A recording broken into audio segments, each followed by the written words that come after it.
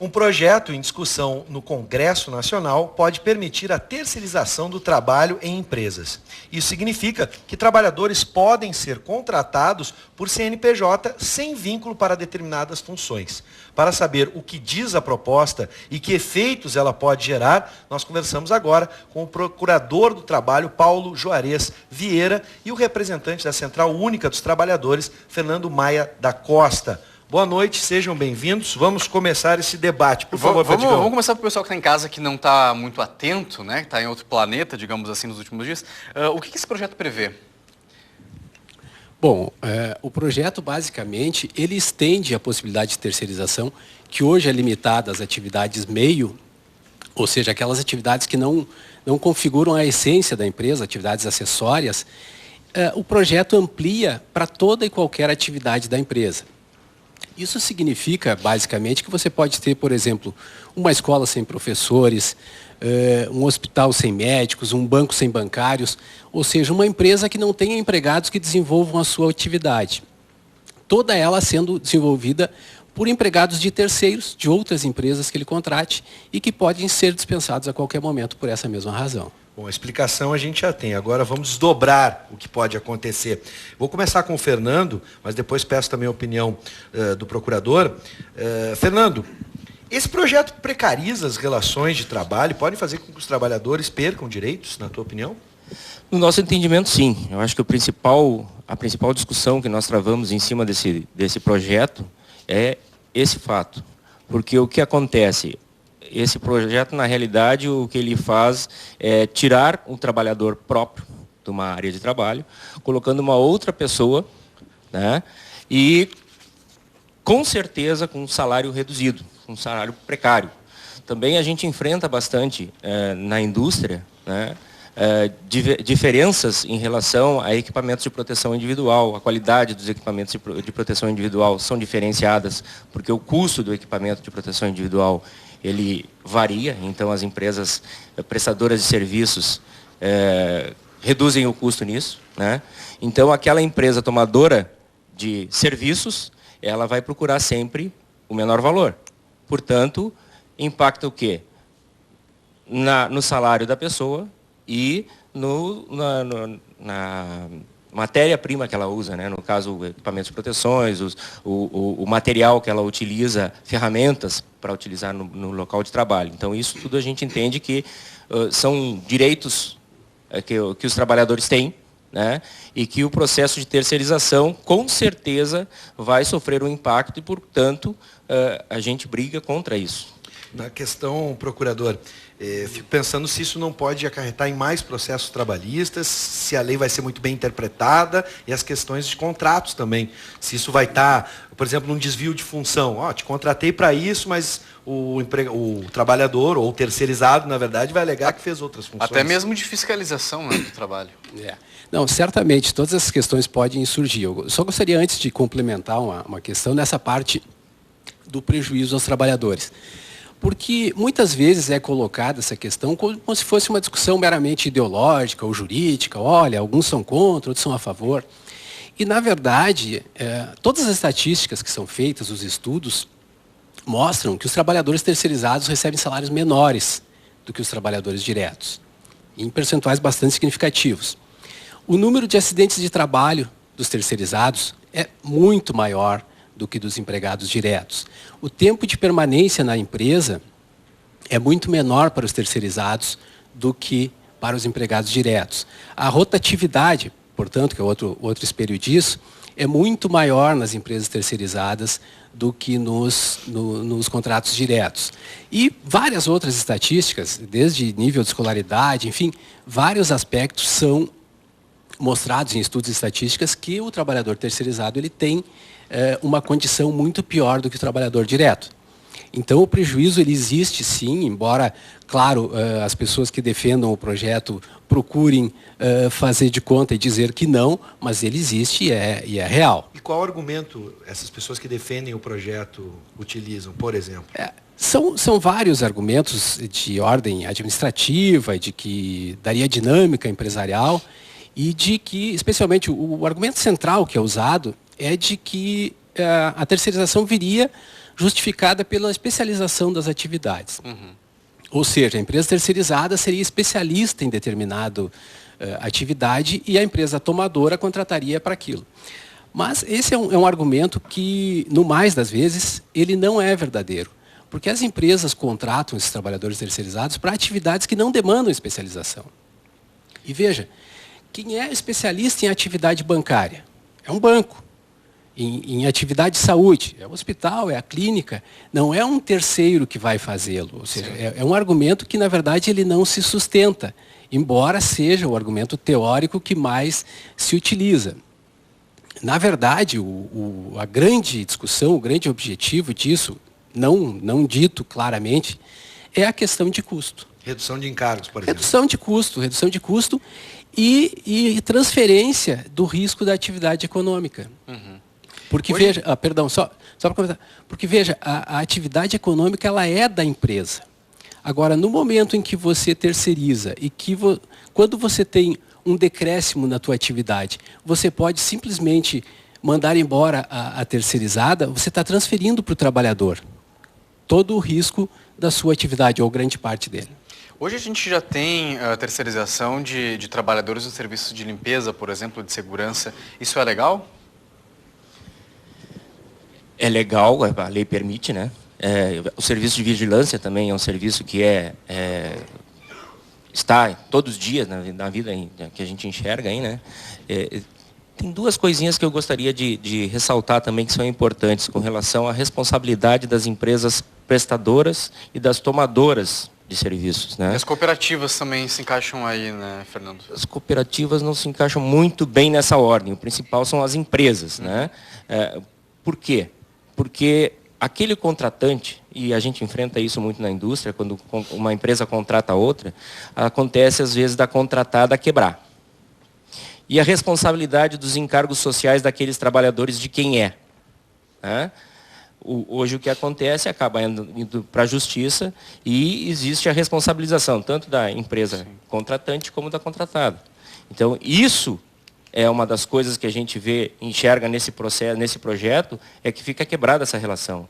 Se cria uma responsabilidade que eles chamam subsidiária, onde que se a empresa tomadora do serviço ela fiscalizou o contrato, a responsabilidade é da contratada.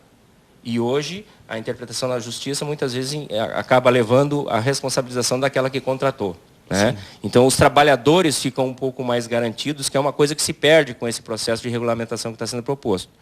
E outro, né, que é muito importante para nós, é com relação à própria construção do projeto, né, que não passou por uma discussão com a sociedade. Sim. Até aproveitando esta deixa, que critérios a gente pode adiantar alguns critérios para que qualquer função, por exemplo, pode ser terceirizada? Olha, se for aprovado esse projeto, a ideia é essa, simplesmente toda atividade, qualquer atividade possa ser terceirizada. Não vai ter nenhum critério, por exemplo? Nenhuma restrição, segundo o projeto este. E eu queria só fazer pontuar mais nessa questão do prejuízo ainda, que eu lembrei de um dado, para que se tenha uma noção, o ministro da Fazenda está preocupado e pediu uma alteração no projeto, porque ele avalia que só de redução de recolhimento, de contribuição previdenciária e FGTS, o governo perderia mais de 20 bilhões por ano em arrecadação. Então, os senhores imaginem que se só nesta parcela de INSS e FGTS implica uma perda de mais de 20 bilhões, quanto isso representará para o universo dos trabalhadores? São valores muito significativos.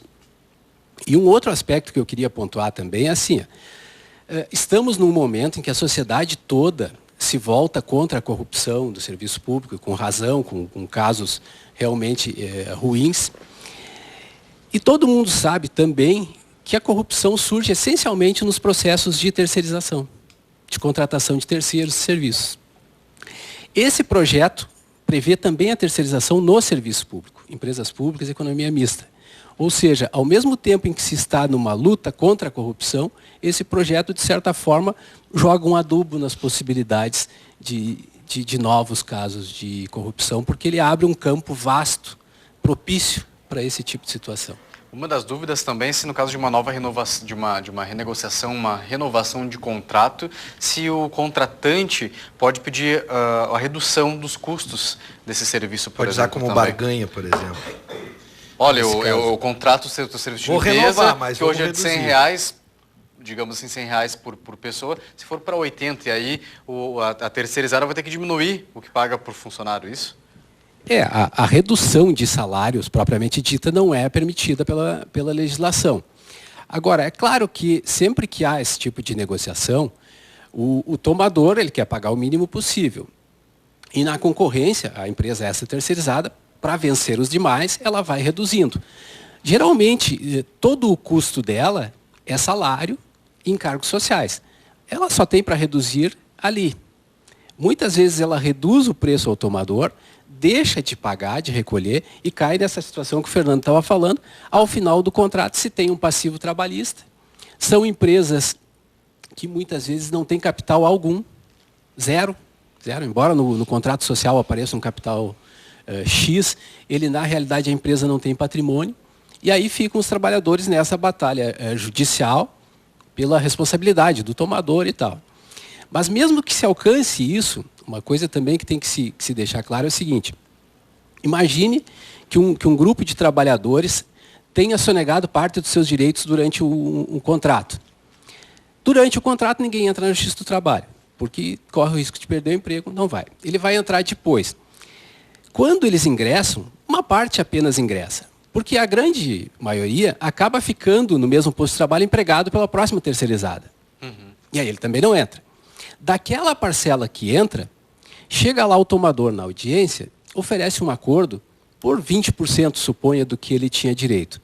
O trabalhador, muitas vezes desempregado, precisando daquele dinheiro, aceita esse acordo. Ou seja, ele acaba, mesmo quando o tomador se responsabiliza, ele acaba perdendo grande parte daquilo que ele deixou de receber oportunamente. Fernando, vamos pegar essa pergunta, pode responder também sobre essa questão da negociação mesmo, uma eventual negociação de contrato, a corda rompe no lado mais fraco, vai lá no trabalhador. Porque, obviamente, como tu bem usaste o exemplo, Perdigão, há uma intenção de se reduzir sempre o contrato, né?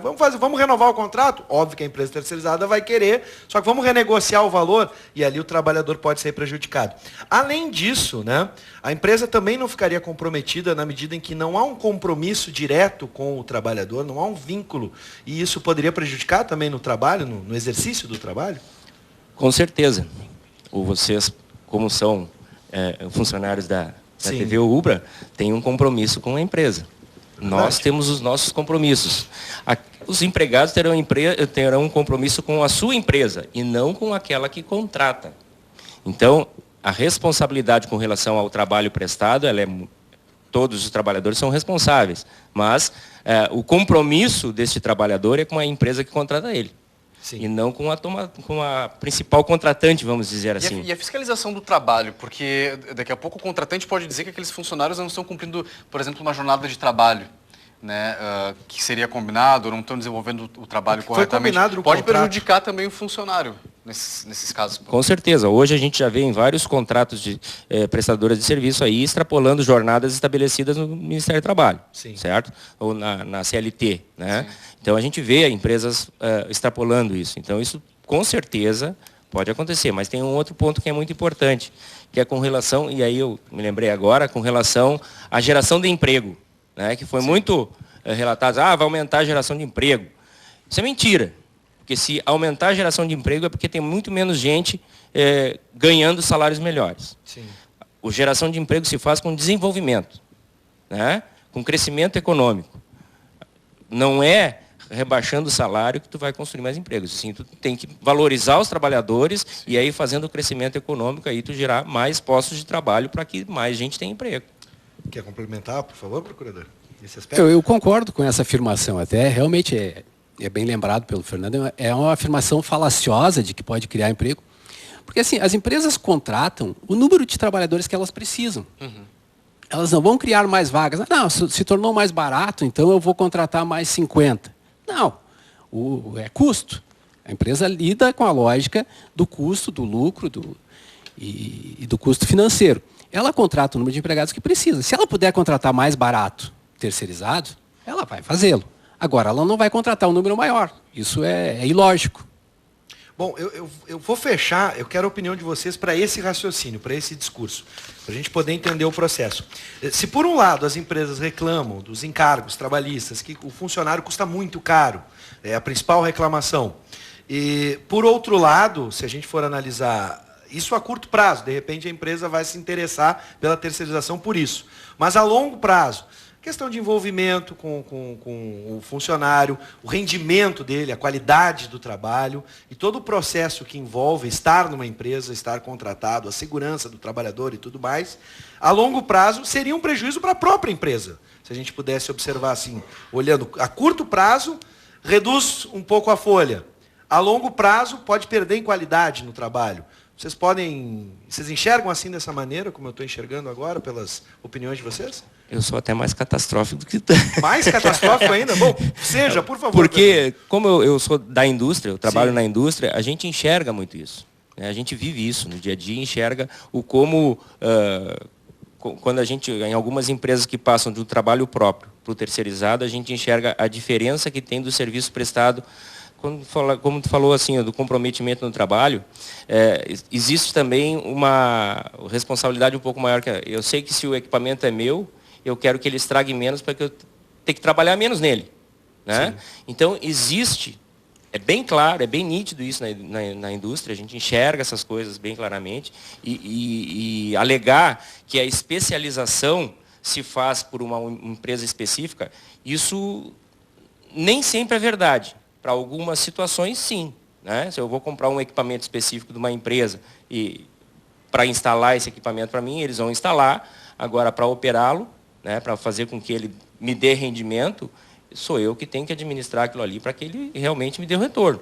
É a mesma coisa com o empregado. O empregado vinculado à empresa, ele acaba também sendo patrimônio da empresa e ele assumindo aquilo como uma responsabilidade dele e cada vez trabalhando melhor para que os equipamentos e para que a empresa desenvolva mais. Né? Procurador, para finalizar, mais catastrófico ainda? Não, eu concordo com o que foi dito e assim, mas alguns ramos não têm essa preocupação tanto de vinculação com o trabalhador. Depende muito do ramo da atividade. Para alguns, interessa produzir aquela quantidade da maneira que der e o resultado financeiro virá. Eu só queria fazer uma última observação, já que estamos encerrando. Um discurso também que tem sido feito muito é de que o custo da mão de obra no Brasil é um empecilho ao desenvolvimento econômico e tudo mais. Veja, a Índia, por exemplo, tem um dos menores custos de mão de obra do mundo. A Alemanha tem um dos maiores. Não preciso dizer aos senhores qual dos dois tem o melhor desenvolvimento econômico e empresarial e tal. Ou seja, não é esse o elemento que nos impede de crescer, certamente. Uma boa colocação. Bela observação.